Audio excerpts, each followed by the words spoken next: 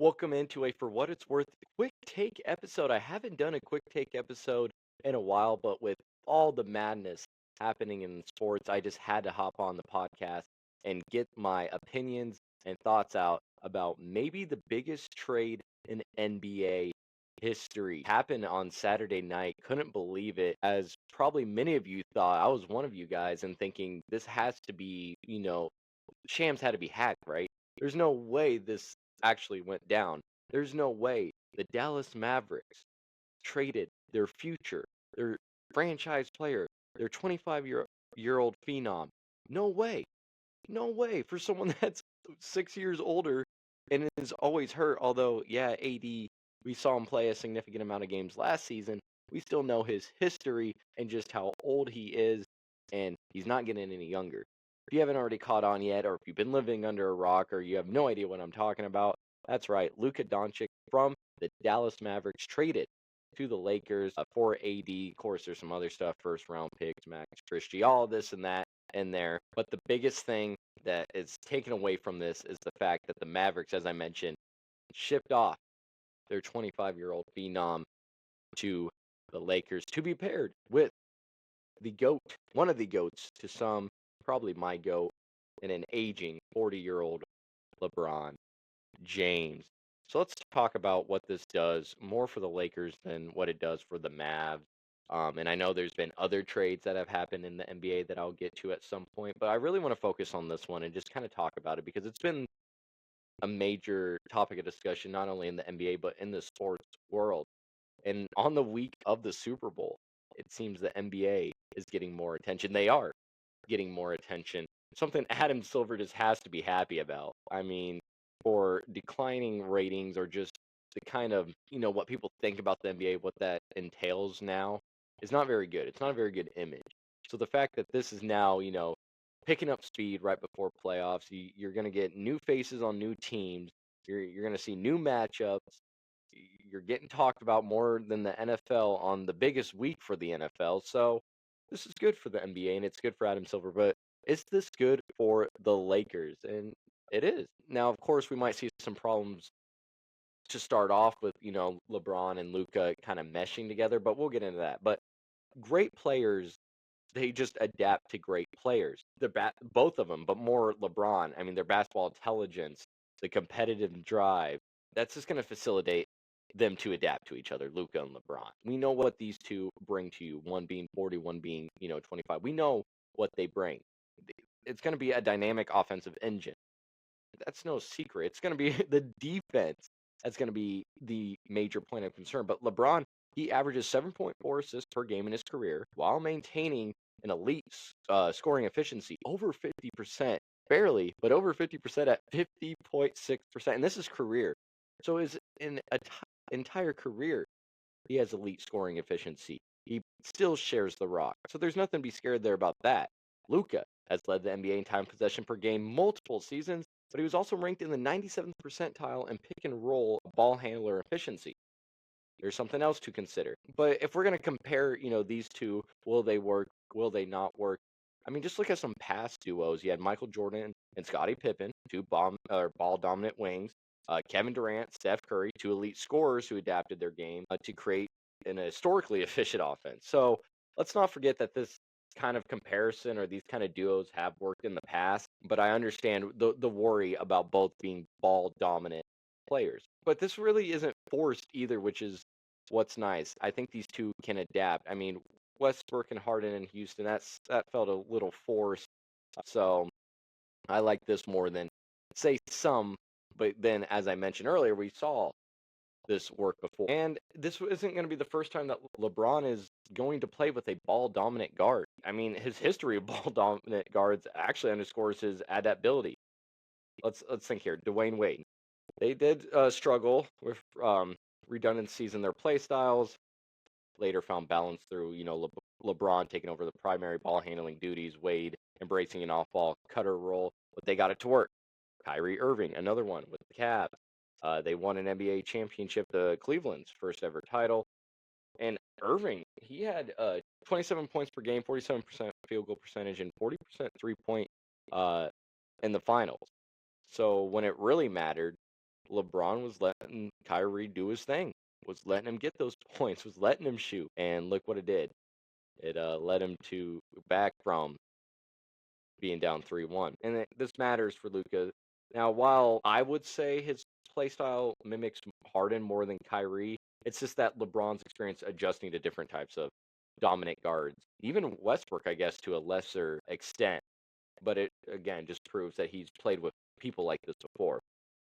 So now will the Lakers offense mimic, the LeBron and Wade Miami sets? Will they use off-ball action, high pick and rolls, staggered usage rates? I don't know. We'll see. We'll see what JJ Redick has up his sleeve. Obviously, more knowledge of the game than what I have. So we'll see what JJ Redick has in store. But that's just kind of that's just what I think the Lakers could look at or try to mimic and just see how LeBron has adapted to that in the past and then utilize that in their sets. So the reason that this trade happened is they said that Luka is not conditioned enough, that he's not taking his condition seriously, while on the other hand you have LeBron, who is regarded as one of the most disciplined athletes in sports history. Dude spends over $1 million in his body, whether that be diet, trainers, recovery, and he still maintains a top 10 acceleration burst and transition despite being 40. So I don't think Luka's going to be out of shape anymore if he was out of shape. I think playing alongside LeBron demanding that accountability. I mean, in Miami, Wade even said that he kind of had to match LeBron's relentless work ethic. So if Luka was out of shape, then he's not going to be out of shape much longer. Might be the most in shape person in the world here in the next upcoming weeks, just because he also wants to prove the Mavericks wrong.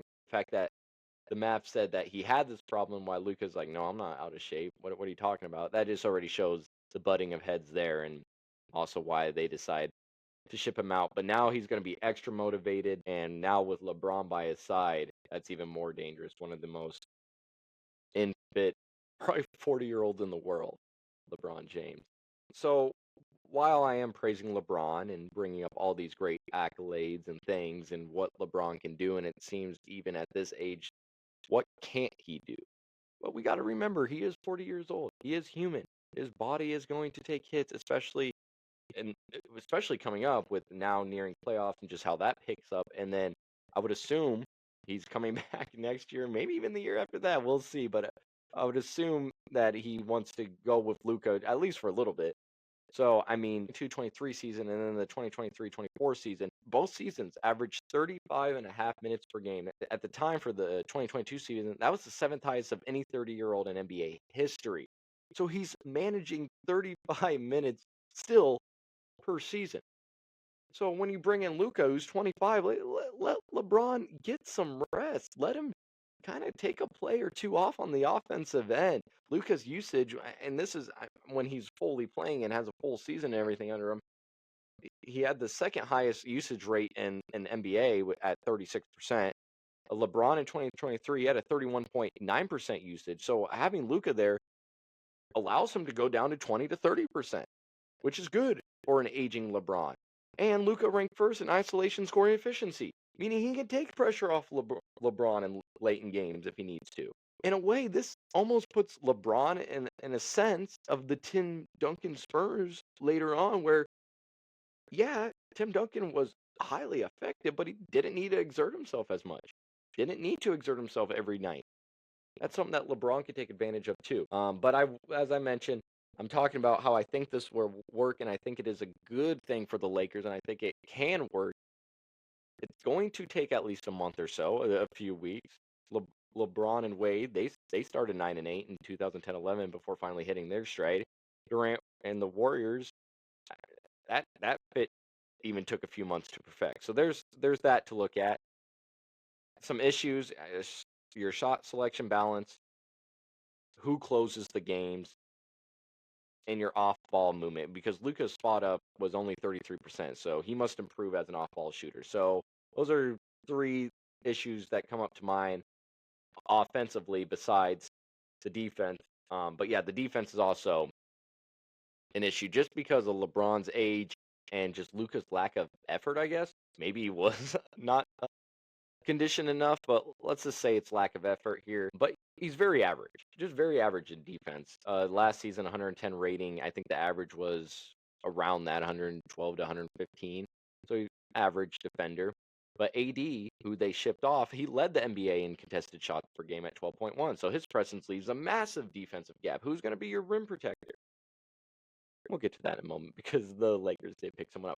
Obviously not to AD's degree, but defensive weaknesses. I mean, Luka, we've seen it. Like I said, is it just a lack of effort? Is it unconditioned? I don't know. But he's prone to ball watching, low rotations. LeBron still has that IQ, but when he's going to go against smaller, quicker, elite guards, will he still be able to keep up with them? So this does give your offense a boost. Luka ranked third in NBA in pick and roll efficiency. His pick and roll game with shooters that could just lead to being lethal. But defensively, like I said, losing AD, it removes interior defense and rebounding. But they did get Mark Williams to fill that role from the Hornets, so at least they got their center that they were missing there. But yeah, Lakers defense takes a hit, especially against elite wings that could feast. But the offense, they get a nice little boost. Let me know in the comments or however you're watching and or listening to this what you think of this trade because like I said, historic. Something neither side saw coming, which is crazy.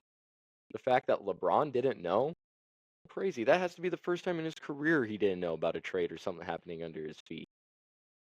You feel bad for Luka, who, thought he was the franchise player there, had a house, set there, said, players can change their mind and stuff, but said he was going to sign with them in that extension. And now he loses out on like $110 million because of this, too. You feel for the guy, which again alludes back to me saying he's just going to be more motivated to not only prove the Mavericks wrong, but prove just anyone that's ever doubted him wrong. And I've always been a big Luka fan. I've always said he's probably top 5 in the league. Just this pairing, like I said, when you got two great players, they're going to learn how to adapt to each other. And it's going to be fine. Defense might take a hit. Offense is going to be great. And this should be fun. They're fighting for that 4th spot there in the West. Could get, home court that first round. We'll see. We'll see what can the Lakers do here. Buckle up, get ready. It's going to be an interesting next couple months here for not only the Lakers but the NBA in general, and seeing how some of these pieces really mesh together. All right, as I mentioned, just a quick take episode. Don't want to run too long. Don't want to take too much of your time. That's what the quick take episodes are for. Just get my opinion out there real quick and just my thoughts on something huge. If you haven't already, please, and I mean please, just go ahead and hit the subscribe button if you're watching on YouTube. If you're listening on Spotify, go ahead and hit the follow and give us 5 stars if you could. That would be nice. We're on TikTok. We're on Instagram. We're on X. We're on Spotify. We're on YouTube. We're everywhere. So just go ahead, like, follow, subscribe, comment, whatever you can. Send links, friend, family, dogs, cats. Really appreciate it. I'm your host, Calvin Silvers, and until next time, have a good one.